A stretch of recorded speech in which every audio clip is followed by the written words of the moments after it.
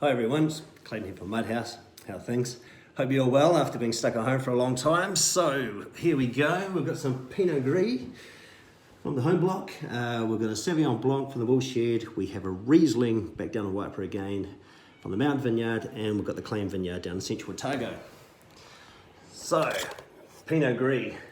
Been a bit of a favourite of mine for a while because we get to play around with it quite a lot. So where Sauvignon Blanc is more about the white dove, this is like the black crow, so we get to play around with it, add a few more bits and pieces to it all. So it's from the home block down in Waipara, and it comes from a vineyard that the viticulturist 25 years ago, Jean-Luc, planted, and so it's always had a bit of a special part to us all down there, and it's a clone that is it's got a nice evenness about it all, so it's a good workbench, and we can add bits and pieces as we go to, depending on the year, to try and get the desired result that we're after. So hand-picked, press cut, and we have a little bit of barrel ferment, we have tank ferment, we do a little bit of stirring, sort of mix around, play around depending on the year and what we get with it all.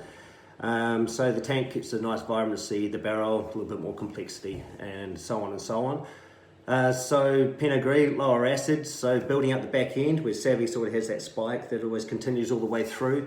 So with that we try and fill that void a little bit, and that is with all the textural components like the barrel and the skin contact and those sorts of things that give phenolic sort of balancing act on the end, and then also a little bit of warmth from the alcohol. Not scared of the pseudo sweetness from alcohol, sort of elevates things a little bit all the way through too. So yeah, so 2019 was a good year for us. We got to do what we wanted to. The fruit was very healthy, and what time is it now? Should be all right. A couple of swallows will be all right. And then I always kind of go Pinot Gris first because of that lower acid, and then move into the Savvy, which what we've got here is the Woolshed, so the 19. So from that year we did things a little bit differently, and a portion of the hand-picked we treated like the early stages of Pinot Noir. So we put it through the destemmer, it went into picking bins, and then we rotated into a fermenter, and we left it there for 7 to 10 days. Can't remember exactly. Then we drained off the free run juice and put into puncheons, big 500 barrels, litre barrels, and then we did the pressings and put them into other barrels, so we kept that separate. So the idea was that to not lose too much of the aromatics of Sauvignon Blanc, but create texture. So not making it orange wine where it's all about the texture and everything as much. So it's in betweener, I suppose. And we use that as a blender to 10% with other tank Sauvignon Blanc that we had that was all about the vibrancy. So the textural component gave a little bit of extra depth to it all. We've done it again this year for the V20 as well, so we're very happy about how it's working. And we've got a couple of spots on the vineyard that we go to all the time that always perform very well, even in the difficult years too. And so Nev Gain, our vineyard manager down there, he planted that in the early 2000s or 2000s. So yeah, got a little bit of heart and soul to Nev in there as well.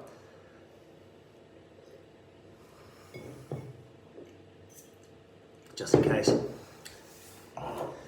Then we have the Riesling. So cabinet style. So Riesling over the number of years, I don't know what it is with people, they're not a big fan of them. There's like a bit of a niche market with it all, but I've always been a huge fan of it all.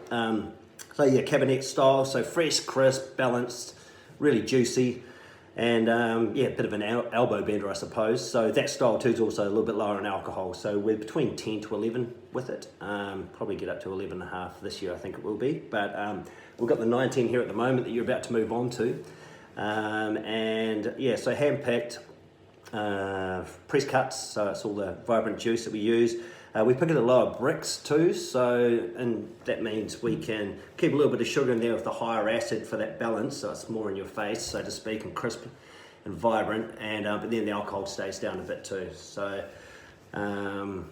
it is a wine, that style we have changed over the last 2 years. 18 was the first year we went for this, and instantly it went quite well for us. So I think it's something that the public could be into, and I don't know, it's just, yeah, I quite like that. Green apple, fresh citrus, crisp, juicy, I mean, even though it's got a little bit of acid in there, balanced out with the sugar, it's not huge, it's great. Wiper is really renowned for that ability to be able to pull out those fruit flavours and have those balances as well. So that's good down there in the Mound Vineyard. It's called the Mound because it's on a big mound of clay.